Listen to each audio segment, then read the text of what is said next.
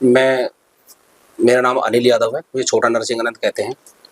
यति नरसिंह आनंद गिरिजी महाराज का मैं शिष्य हूँ। मैं जिस तरह की कार्रवाई हुई है और पुलिस ने, मसूरी पुलिस ने, गाजियाबाद पुलिस ने जो इसे इनिशिएटिव लेते हुए इन्हें जेल भेजा है, ये बहुत बड़ी कार्रवाई है। इसके लिए गाजियाबाद पुलिस को भी और योगी जी को बहुत बहुत साधुवाद है, बहुत बहुत धन्यवाद। और आप जैसे बता रहे हैं कि ये जो आतंकवादी पकड़े गए हैं, मैं आपको बता दूं, ये नाहाल से जो पकड़े गए हैं, नाहाल इसका अड्डा है। नाहाल का अपना एक आतंकवादी इतिहास रहा। ये पूरा क्षेत्र नाहाल, मसूरी, डासना, पीछे कलसीना, ये ऐसे क्षेत्र हैं जहां से समय समय पर कुछ ना कुछ बवाल और कुछ ना कुछ आतंकवादी घटनाएं होती रहती हैं। पुलिस ने इन्हें जेल भेज दिया है, लेकिन ये चैन खुलनी चाहिए कि ये किसके द्वारा जुड़े हुए थे। और इनसे जो बरामद की, जिस तरह से इन्होंने बताया है कि नरसिंह गिरिजी महाराज इनके निशाने पर थे, और दैनिक जागरण ने भी इसको छापा है, तो केवल एक फोन के बरामद होने से कुछ नहीं होता। होता क्या है, सिस्टम इन्हें बीच में छोड़ देता है, ढीला छोड़ देता है। जैसे मोहम्मद जैसा जो संगठन है, जैसे मोहम्मद की जो क्रियाकलाप है, उन्हें पूरा देश, पूरी दुनिया जानती है। वो जहां भी अटैक करते हैं, फिदाई नहीं अटैक करते हैं और मजबूत अटैक करते हैं, बहुत लोगों को मारते हैं। वो कभी ऐसा छोटा कोई भी अटैक करते ही नहीं। और जो जैसे मोहम्मद की जब बात आती है, तो केवल एक फोन से या एक रैकेट ऐप की बात नहीं रह जाती। इनको हथियारों का भी कहीं ना कहीं से कुछ ना कुछ इनपुट होगा, कोई ना कोई इनका एजेंट होगा जहां से इन्हें हथियार मुहैया कराया जा रहा था, या कहां पर इनके हथियार रखे हुए थे, या कौन इन्हें हथियार पहुंचाता।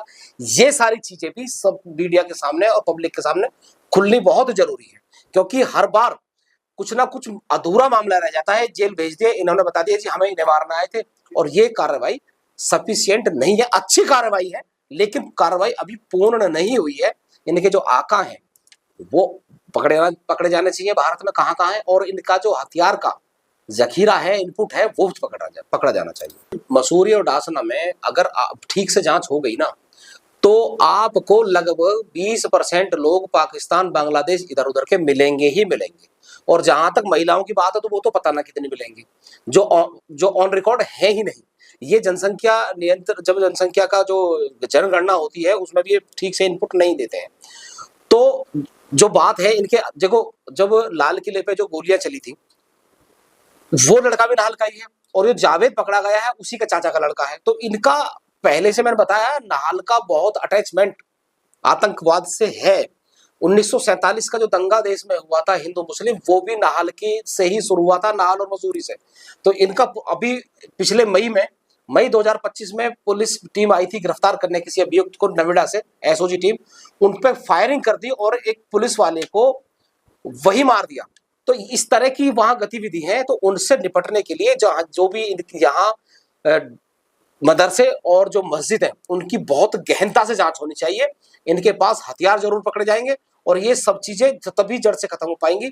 इस तरह से नहीं हो पाएंगी। एक मामला हुआ, वो जेल भेज दिए, वो खत्म हुआ, इस तरह नहीं। ये बिल्कुल, मैं योगी जी से भी आपके चैनल के माध्यम से कहना चाहता हूं कि इस पे बहुत अंदर तक पहुंचने की आवश्यकता है। ये तो पूरे देश में नहीं हो पाया है। जो आप पूछ रहे हैं कि पलायन नहीं रुक पाया या हिंदू का उत्थान, हिंदूवादी सरकार ने, तीसरे टर्म की सरकार है देश में, अभी तक भी हिंदुओं के लिए कोई मजबूत ऐसा कोई कानून का प्रावधान नहीं किया जिससे हिंदू सुरक्षित रह सके। और आने वाली जो इनकी सोच है गजबाए हिंद से ये देश सुरक्षित रह सके। एक यहाँ बहुत कम समय है कि जब इस देश का प्रधानमंत्री मुसलमान बनेगा, क्योंकि यहाँ लोकतंत्र में सिरों की गिनती होती है, और इनकी जनसंख्या रात दिन बढ़ रही है। प्रधानमंत्री एक बार मुसलमान बना, सब कुछ खत्म हो जाएगा। बात रही इनकी पीएफआई की, देखो पीएफआई को बैन किया। पीएफआई के मैं बता दूं, 2020 में भी बिल्कुल नाहल से पीछे ही कलसीना गांव है, वहां के रहने वाले बहुत सारे 7-8 लड़के पकड़े गए थे। मुरादनगर पुलिस ने उन्हें अरेस्ट किया था, और पीएफआई से सक्रिय थे।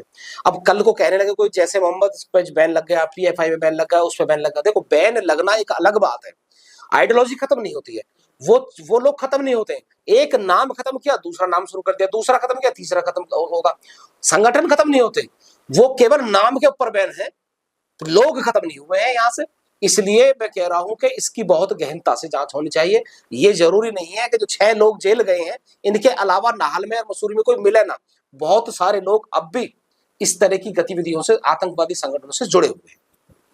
स्वामी यतीनानंद जी के लिए बार बार अटैक की बात होती रही है, पुलिस उनको बार बार सुरक्षा नहीं दे रही है, हमलावर मंदिर तक पहुंचने डांसर तक मारने की उनकी कोशिश कर रही है, तो पुलिस उनकी सुरक्षा को इतनी गंभीरता से क्यों? 2018 के बाद देश में जो भी आतंकवादी गतिविधि में लिप्त व्यक्ति पकड़ा गया है, उसने पहला नाम यति नरसिंहानंद गिरिजी महाराज का बताया है कि हम उनकी हत्या के लिए आए हैं। और सुरक्षा के नाम पर दो सिपाही हैं, एक दिन का है एक रात का है। महाराज जी उन्हें दिन में यूज कर ले, रात में यूज कर ले। एक टाइम में एक सिपाही महाराज जी को दे रखा है।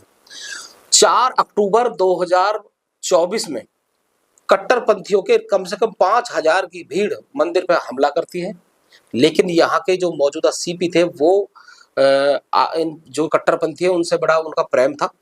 गोकसी में भी उनका बहुत बड़ा नाम आया था, जो नंद किशोर गुर्जर ने बताया था। उन्होंने एक गोकसी का मामला उठाया था, उनके कपड़े फड़वा दिए थे। वो तो विधायक थे रूलिंग पार्टी के, तो महाराज जी तो एक मंदिर के पीठाधीश्वर हैं, साधु हैं।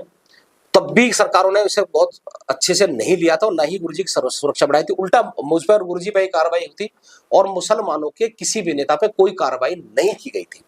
तो सुरक्षा का मामला तो गुरुजी का बहुत हल्का है और शायद सरकारें ये देखती हैं कि हम अगर इन्हें श्रेणी की सुरक्षा दे देंगे तो महाराज जी का कहीं कद बहुत ऊंचा ना हो जाए और ये हमारे सामने किसी चुनाव में ना खड़े हो जाए, क्योंकि हर नेता के मन में ये भाव जरूर होता है कि मेरा कोई कंपटीटर खड़ा ना हो जाए।